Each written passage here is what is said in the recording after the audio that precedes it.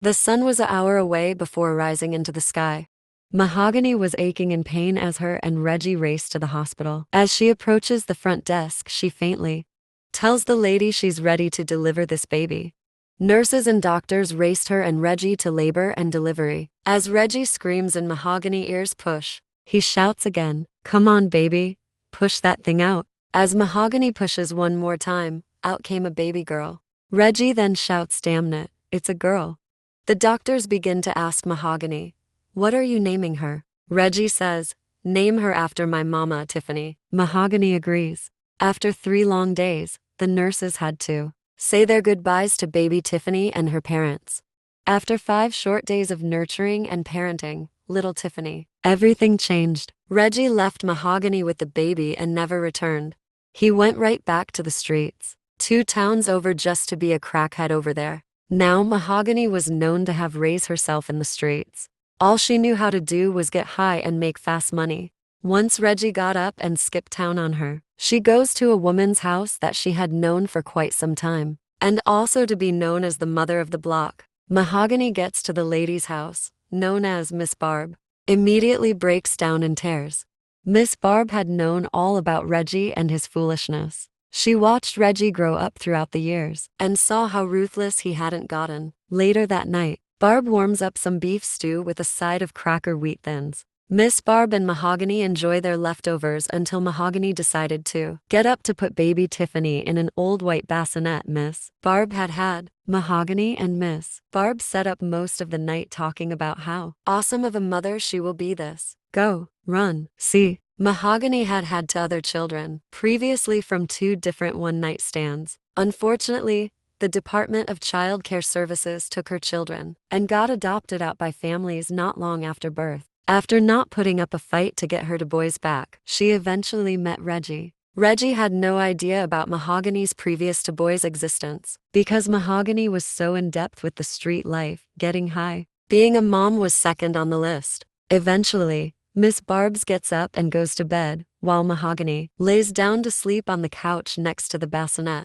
4 a.m. in the morning, Miss Barb wakes up, startled from the baby screaming. Miss Barb walks into the living room, only to find it empty with a screaming baby. Miss Barb picks the baby up and soothes baby Tiffany with a warm can of milk. Barb decides to walk around her home looking for Mahogany, only to find her screen door slamming against the railing from the late night, early wind. Barb had no way of getting in contact with Mahogany. Later that morning, Barb gets her daughter over to the house with some of her grandbaby's clothes and that old stroller that was once being used. Most of the clothes were for the size of a 9-month-old, but it was all she had. Barb and her daughter took baby Tiffany on a stroll all throughout the neighborhoods looking for Mahogany in all her hangout spots. And there was no Mahogany. As the 3 walked back to, Miss Barb began to think to herself as she looked down at baby Tiffany and thought, "I really hope ya mama is sitting on my steps when we get there." And of course, they approached the home and there was no Mahogany. It left Miss Barb with no choice but to call Children of Protection Services. That following day, 2 white ladies rings the door to pick up baby Tiff. Barb was putting Tiffany into the provided car seat. She leans down and kisses her on the forehead and whispers in her little newborn ears, "God be with you, angel." The 2 ladies left with baby Tiff and Miss Barb never saw her again. A month had gone by, and Mahogany pops up at Barb's house looking 100 pounds lighter from when she last seen her. It was obvious she was high. Miss Barb opens the door, but doesn't let her in. She quickly says, "Listen, Mahogany, I don't want no trouble. Just go." Mahogany screams back, slurring, "I want my baby." Miss Barb slams the door while shouting, "Go get help, Mahogany. Go on, nah, go." After Miss Barb shuts her door, Mahogany begins banging and screaming on the door and windows for a prolonged of 3 minutes before eventually leaving. 3 years gone past, and little Tiffany was 3 years old. Tiffany had already been to 4 different foster homes. On her first day at the now 5th foster home, Tiff knew with her young little brain that this was going to be her final home because the parents were elderly. They seemed friendly. They had a dog that looked like it hadn't eaten any kibbles in weeks. Tiff's little eyes widened at the sight of seeing a pet, and old Dusty chewed up baby dolls. As Tiff began staring, daydreaming at the dog, Tiff heard the dog say get out while you can. Tiffany didn't quite know she was hallucinating, because she hadn't ate or drank anything in days. Her little belly was working on day 3 of starvation. The elders' couple name was Susan and Billy. Susan had given little Tiffany the towel from under the old ancient dog for her to sleep on, and told her to use her shoes as a pillow. Tiff slept in the cage next to the dog until morning dawn. Another 2 days passed. They finally decided to feed her. Susan props Tiffany up on this wooden stool and began shoveling scrambled eggs into her little mouth. As the fork begins scraping the roof of her mouth, the roof and her bottom lip begins to bleed and swell. Oh Billy, come looky here. We got a tough one. Holy shit, Susan. The little nigger lip is bleeding. Begins, laughing his beer breathe into Tiffany's face, while drooling on his drunken white beater shirt. Susan leans down to Tiffany's face. Why ain't ya saying ooch little nigger? Tiff just stared back in Susan's eyes with confusion in her eyes of why does all grown-ups hurt her. Come looky here, Bill. She doesn't fucking talk. For the remainder of the week, Tiff was only fed 1 bowl of scrambled eggs a day until day 8, with being forced upon to sleep next to the dog in its cage. There was a hard knock at the door. Susan quickly races to the door and look out the peephole. She screams to Billy, "Oh shoot, Billy, it's the people. Get the rest of them brats in the living room, quickie. Hurry, hurry, come on," she yells through the door. Well, be right there. As all the children watch Susan and Billy run around like chicken with their heads chopped off, gathering all the other children together for the Child's Protection Services visit. Tiff's eyes light up at the name of what she was all too familiar to, hoping they're coming to rescue her and not dropping off more children. After it was all said and done, Tiff got lucky that day. She was sitting in the back seat of the Children's Services car,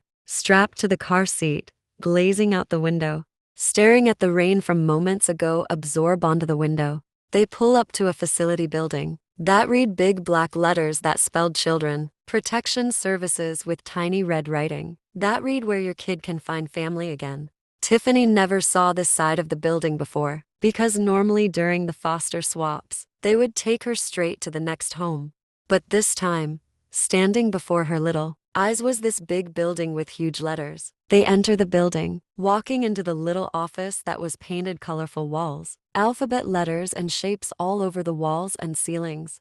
Giant stuffed animals that look like they can talk, elephants and lion-shaped sitting couches, snack and juices and pizza slices on the round yellow tables with the smell of fruity pebbles misting in the air. Tiffany thought to herself, this has got to be heaven. Moments later, a tall bootleg, pig-toed woman with a shiny slick-back ponytail, a long shirt dress, diamond stud ring in her nose with fresh black Reeboks on walks in. The tall, dark-skinned woman was Mahogany. Tiffany was finally reunited with her mother. Mahogany was beyond enlightened to be reunited with Tiffany, and gave her a big, huge swirl spin hug. The 2 white ladies that accompanied them in the room smiled with agreement with knowing this was a successful case ending. Mahogany kneels to look Tiffany in her eyes. I'm your mommy. Tiffany didn't know what mommy meant, so she stood there with a blank stare. Eventually, Mahogany and Tiffany walk out of the room to proceed to finish signing off papers, finalizing everything. Coming out of the facility, Tiffany and her mom catches a bus to head to another building. It appeared to look like a house, school building all at the same time. To Tiffany's eyes, once inside, people were greeting Mahogany. Hey girl, now who is this? Little mamas, you got here with you. Someone even shouts, damn, we ain't even know you had a daughter. Mahogany gestured her middle finger to the young lady, who made the smart remark and kept walking. Mahogany proceeds to sign in at the front desk, then heads to the dorm. It suddenly dawned on Tiffany that this had to be the person belly she came out of. She remembered kids teasing her in one of the foster homes about how she didn't come from their mama's belly. Once it clicked to Tiffany's brain, she grew excited. She finally was getting that mommy she longed for. Tiff began daydreaming while her mom prepared their bed. She began thinking about all the fun time they're going to have. Going to the park, playing at the playground, and eating tons of candy was all Tiffany could think about as she cuddled smiling next to her mommy. 8 a.m. the next morning, there's a loudspeaker announcement waking up all the ladies that resided in the shelter. Attention, attention ladies, if you are eating breakfast, please attend to the dining area for today. Is a short breakfast day due to remodeling. Thank you. Tiffany looked around in shock, because she never heard a loudspeaker announcement in any of the other homes she ever resided in.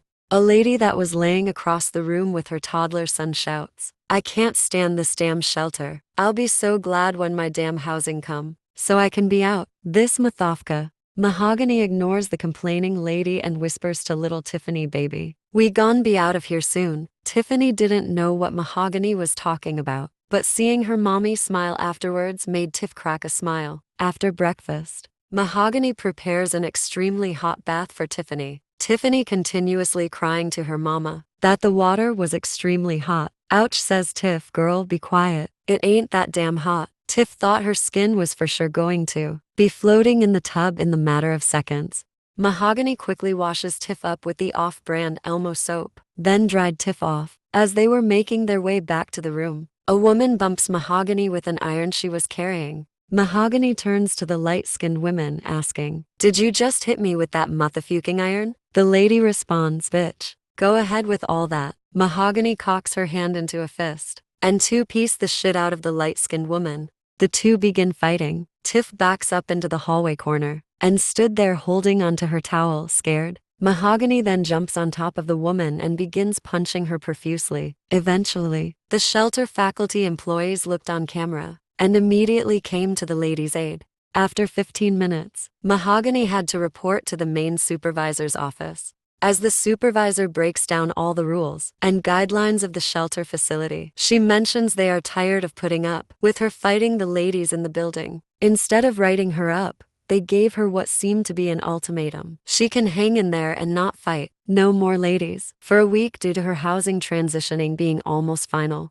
In a week she will have the keys to her new apartment home in the projects. Mahogany agrees. She'll chill out. After the meeting, Tiffany and Mahogany signs out to leave for lunch before having to attend rehab therapy class. As people were coming into class, they would stand up, shout their names, and share what they were addicted to. Tiff sat there and wished she could talk because she wanted to even stand up to say she was addicted to water, with not even knowing how cute and useless her greeting would have been. After the 4 different group meetings were over, Mahogany and Tiffany makes their way back to the shelter. But then Mahogany makes a pit stop. She tells Tiff to go sit up on these strangers' step while she is right back. It had gotten late. It was dark and cold, with one dim street light on that barely made a shadow. 5 minutes had gone past. Tiff had gotten more scared. People were walking past, making weird sounds. The heavy wind was vibrating Tiff in the stranger's chair from the nightly winds blowing so hard. Tiff gets up and walks to the alley that she saw her mother walk down. As she stood there at the entrance of the alley watching her mom on her knees sucking DK, nobody realized she was standing there. Once finished, the man gave her some kind of pink bag with a white rock in it. Tiff assumed it was candy her mommy was getting from the man. Mahogany eventually notices her standing there. She quickly grips her arm and then exits the alleyway. As they walk back to the shelter in silence, all Tiff could think about was if her mom was gonna share that candy, because Tiffany rarely ever gotten candy. As each day passed,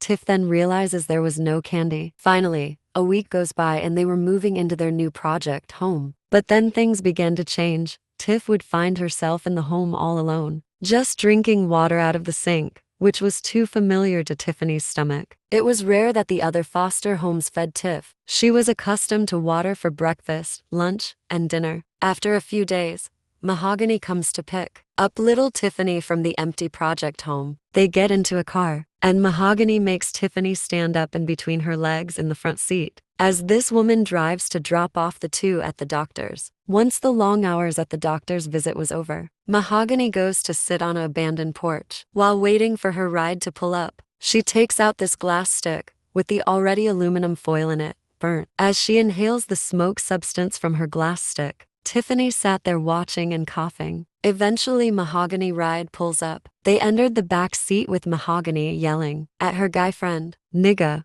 I'm freaking pregnant." The guy shouts back at her, "Bitch, shut yo high ass up. You'll say anything for a nigga like me to give yo mean as some money." They go back and forth until she throws the papers that the nurse had given her. It stated she was 12 months pregnant and with a girl. The guy grabs the papers and throws them out of the window. Mahogany begins cursing him out while still slurring. After the 20-minute car ride, the two gets out the car. Mahogany spits on the guy, while yelling, "I hope you die of AIDS, pussy." As the guy sped off with trying to hit Mahogany but almost hitting Tiffany, Mahogany yanks Tiffany's arm back, preventing her from almost getting hit. Once back in the house, Mahogany goes in the kitchen to get high again off the glass stick, then comes into the living room, where Tiffany was sitting on the couch, staring at the dark, turned-off television. She asks Tiffany to get up and hand her the remote, but Tiffin knowingly didn't know what a remote was. It wasn't odd to Mahogany that Tiff couldn't quite comprehend, so she just stared at her mom. Mahogany, under the influence brain, grew angry. She gets up and punches her in the face and yell, "What the fuck? You can't hear?" And then grabs the remote. Tiff just sat there in pain, confused. As she sits there wondering what a remote even was so she wouldn't get hit like that again, as the pain from the punch grew excruciating. Tiff sits there with the blank stare, thinking about if she was in a different home. The next day approaches and Tiff wakes up to no one in the home. This is now something she grew accustomed to. Tiff makes her way to the kitchen to get her normal pitcher of water, when a knock comes about at the door. Tiff didn't know to not open the door with no adult being home. She opens the door to find them same two white ladies from Children's Services that reunited her and her mommy. The lady with the long orange hair and freckles on her face nicely asked Tiffany, "Where's your mommy?" Tiff shrugs her shoulders with only understanding the word mommy. The two ladies entered the home to look through every door and every room, and there was no Mahogany.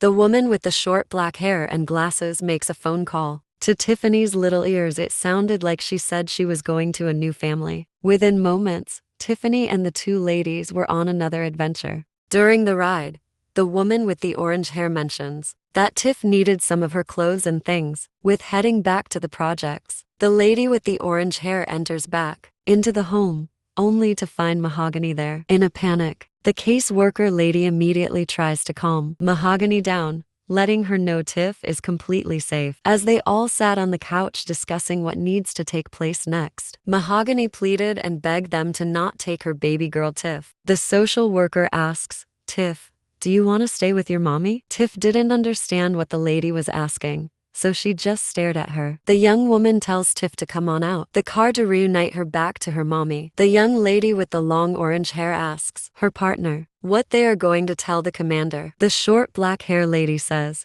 "Chill out." "Well, just tell him Mahogany was in the back watering the flowers," she agrees. The two ladies say their goodbyes and head out. The moment the front door closes, a frying pan skillet pan to the back of little Tiffany's head was plowed at her. As she falls to the floor, screaming and crying, more blows to her little body was being pounded with the frying pan. As Mahogany yelled and screamed, "Didn't I tell you not to open my fucking door?" Her hand coming down at the same time. Eventually she got tired of beating Tiffany until blood oozed out of her nose. "Now take ya black," as the FCAK upstairs. She sat in the hallway crying once again because she was scared, lonely and hungry. No one came to her aid. Tiffany eventually goes back to her room, only to wake up to the sun rising and her empty stomach growling. As the sun rose, Tiff knew she was able to walk her aching body downstairs to get her daily water out of the sink. As Tiff leans over into the sink to guzzle the faucet water, her brain began wandering back to when the ladies came to save her. She wished she could talk to express herself,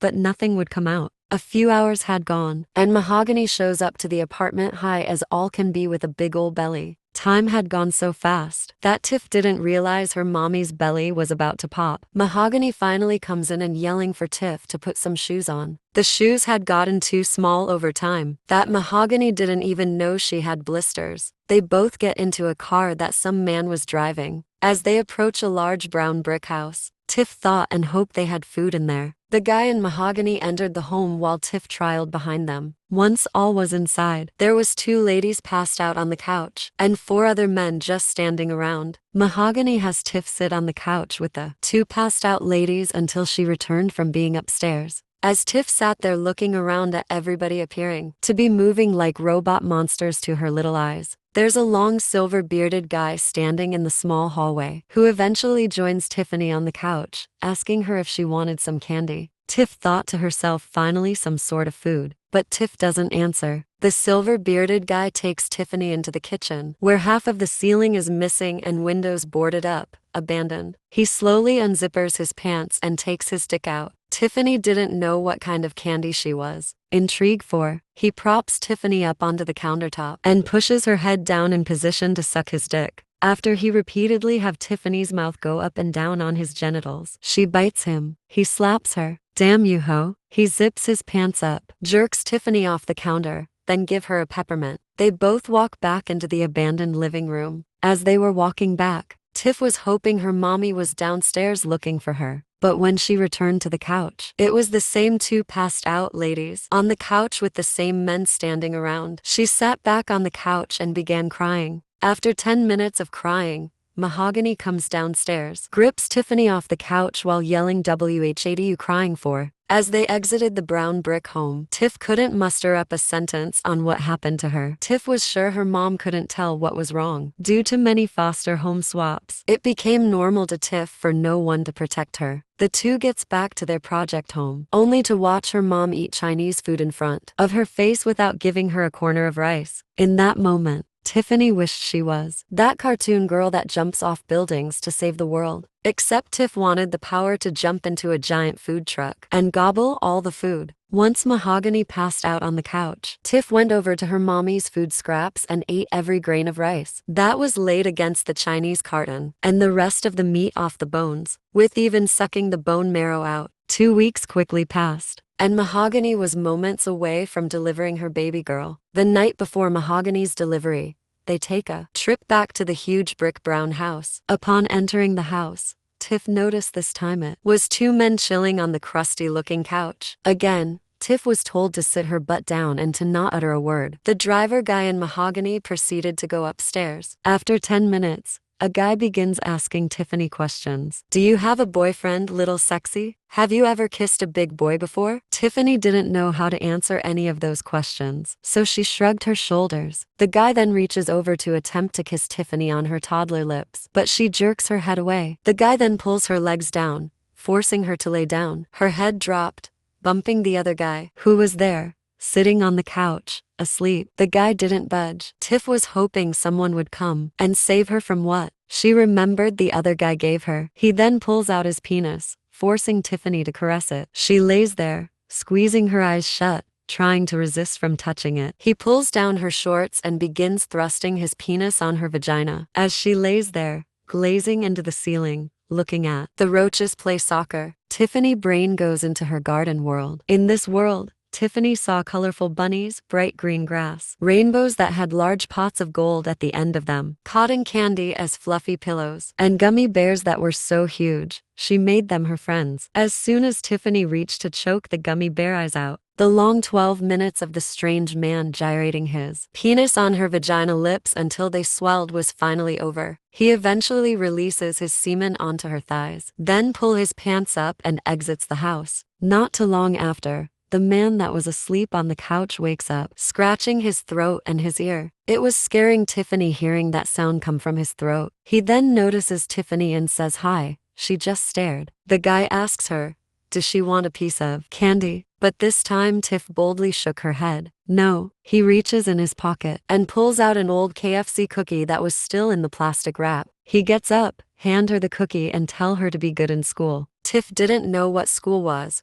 but responded with a stare. Mahogany and the driver comes downstairs and gestured for Tiff to get up and come on. While driving back to the projects, Mahogany notices Tiff having a cookie and reaches to snatch the cookie out of Tiff's hands. She eats the cookie right in front of her and throws the wrapper back in her face. Tiff sat there ready to burst out in tears, but was scared if she cried that her mom was going to punch her in the face for it. Just moments of Mahogany stepping out of the car, her water breaks. As the driver guy speeds past red lights, Mahogany yells to the driver, Rodney, hurry the hell up and drive this wagon faster. Upon approaching the hospital, Mahogany manages to ask Rodney in between heavy breathing if he could take her daughter back to the apartment while she delivers this baby. Rodney agrees. Tiffany grew easily frightened with knowing Rodney was going to offer his candy. Arriving to the apartment, Rodney heads to the kitchen to chop up a quick meal, only to find a frostbitten pack of chicken drums in the freezer and an empty fridge with just a pitcher of water. Rodney makes the chicken with a side of stale cheese curls he found on top of the fridge. The two sat and watched the TV show The Parenthood while enjoying dinner. Rodney tells Tiff to go upstairs and bathe. Tiff didn't know what bathe meant,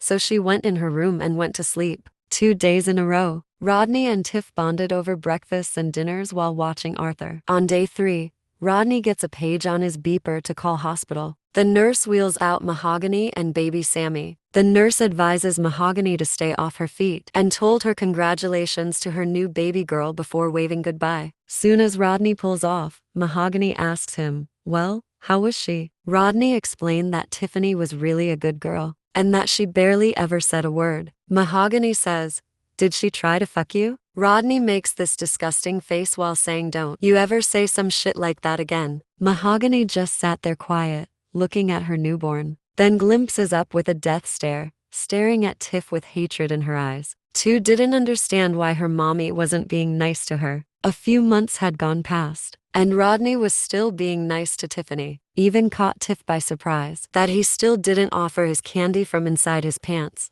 Rodney had taken Sammy in as his very own being, as though he popped up in Mahogany's life when she was noticeably pregnant. Meanwhile, every other day, Tiff was experiencing being brutally abused. It became normal to have puffy, swollen eyes and aching body parts. Whenever Mahogany was high on the glass stick, chemicals, she would float so high on cloud 9 with making no acknowledgement. Tiffany, but overly express kisses and warm embraces to baby Sammy. Tiff didn't care that her mommy only was nice to Sammy. She was just relieved that mommy wasn't beating on her for no reason. Tiffany learned that whenever mommy didn't use her glass stick, she was very vile and beastly, and knew that mommy would eventually be finding a way to take it out on her. At some point, Tiff began to feel like she was the Arthur and Sammy was DW from the cartoon she watched some days. It didn't matter what DW did. She was treated like a princess, when most times Arthur was getting in trouble for his little sister telling lies. Once Sammy turned 2 years old, things got turned up a notch. Sammy had already gotten Tiffany to blood clots to the eye. Every silverware utensil thrown and jabbed with, having most times it was car parts from Rodney's station wagon. On this day,